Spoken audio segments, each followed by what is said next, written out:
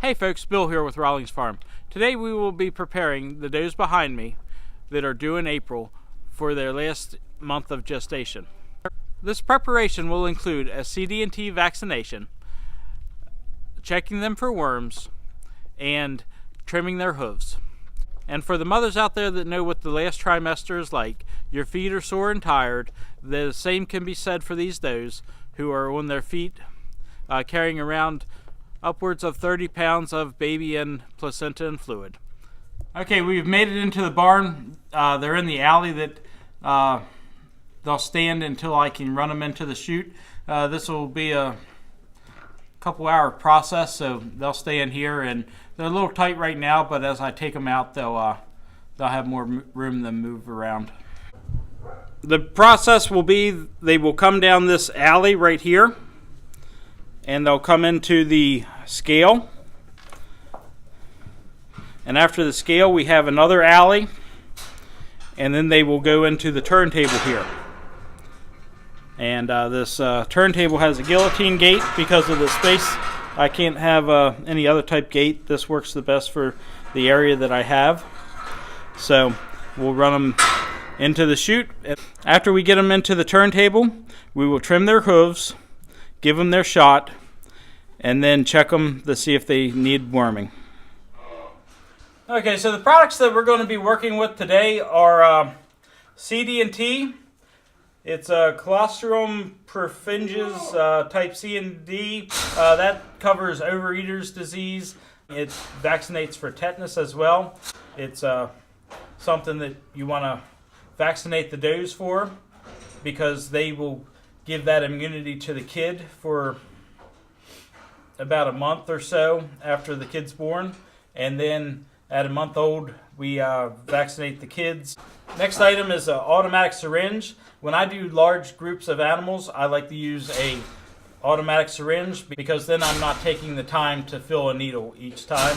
It kind of saves me a lot of time since I usually am by myself when vaccinating. So this is a Perma, P-R-I-M-A syringe. I was using Allflex, but they weren't seeming to last as long, so now I'm trying this one. It was about $5 more. If it lasts more than a year, it'll be worth it. A nice option on this one is you have your 50 ml. They're over here tearing my stuff up. You got a 50 ml or 50 cc bottle. It just snaps into this holder right here, and this kind of protects it while it's on the syringe, and you'll just push it in there and screw it on. You should have a 18 gauge needle for giving the shot. CD&T goes under the skin subcutaneously, so you don't need a terribly long syringe. About a ½ inch, 3/4 of an inch is long enough.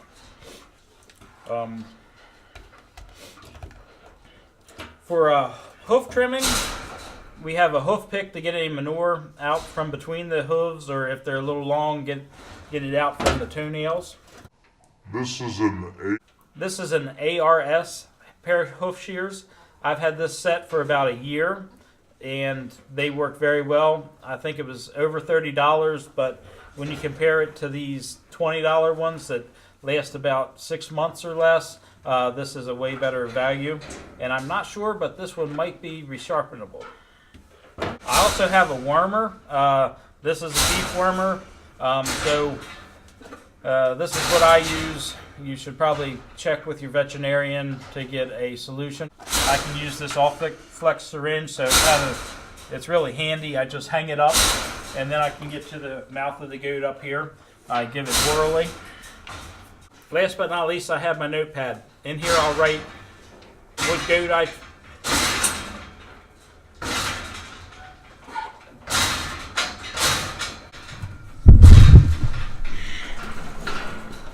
Can you all see this? Look, watch it.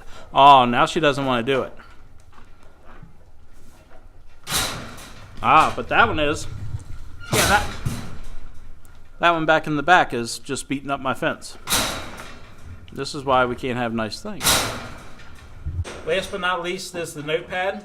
I'll write the number of the goat, that I trimmed the hooves. If it needed a wormer, I'll write down how much wormer I used, and I'll make a note that I gave it CD&T. The scale is broken. That's another story. So we're not going to weigh them today, but I have a pretty good idea. Usually they're in between 150 and 200 pounds. Okay, so we have her in the chute here. So we're going to turn her on her side after we're going to tighten her up first. Okay, so we got her in the chute. So first we'll clean her hooves here. One thing that I forgot to mention is you want a pair of gloves. A few years ago I was trimming a hoof and the goat moved its leg as I went to snip, and I ended up snipping this little piece of skin right here. Luckily I didn't get anything crucial, but it was a wake-up call to start using some safety precautions when trimming hooves.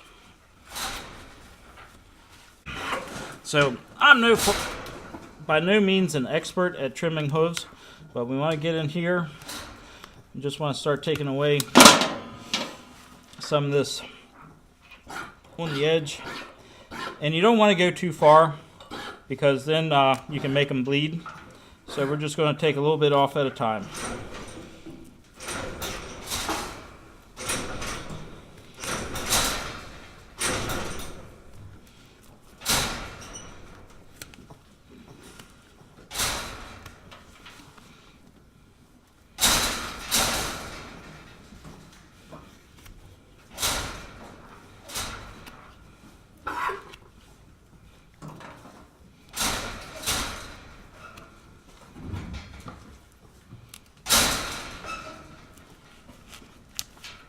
Some of the dirt out of there. I don't know if you can hear in the background, but these goats are just sitting there in the back, beating on the wire in between the two pins. One pin I have some young does in there that I wanted to get a little bit of weight on. And them and the old does are just butting the fence, trying to get at each other. And it's all the see who's the dominant one, but the young ones don't have a chance, but they're pretty tough when there's a fence in between them. Okay, so I got it done, kind of flattened it out some here. Got it so she can walk a little bit better.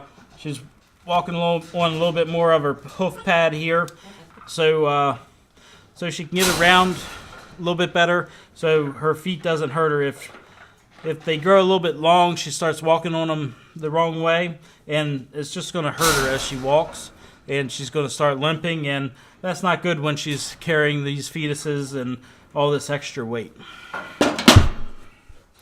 Another nice thing about these automatic syringes is you can set them for anywhere between 1 and 6 cc's. So for goats and CD&T, we want 2 cc's. So I just set it for 2 cc's. And we'll prime it. Try to get all the air bubbles out. Usually for the breeding does, I just give the injection in the ribs right under the skin. But since I have them in the turntable today, I'm going to give it in the patch of skin right in between the front 2 legs. I'll just reach in here, grab a little patch of skin, stick the needle in, press, and there you go. She's vaccinated, and this vaccine will last her for a year. So if she doesn't have another set of kids this year, she's good until next March, and then I'll have to revaccinate her. So the signs that we look for in determining if they have worms, first you can look at the coat. First you can look at the hair. If it's real wiry, that could be a sign of worms. If they're thin, we might worm them. Another way is looking under the eyelid to see if it's white. Now this is the Flamacha test. I'm not trained in that, so I just look to see if it's really pale. If it's really pale, I'll worm. If not, I'll let them go. So if we look at her, she's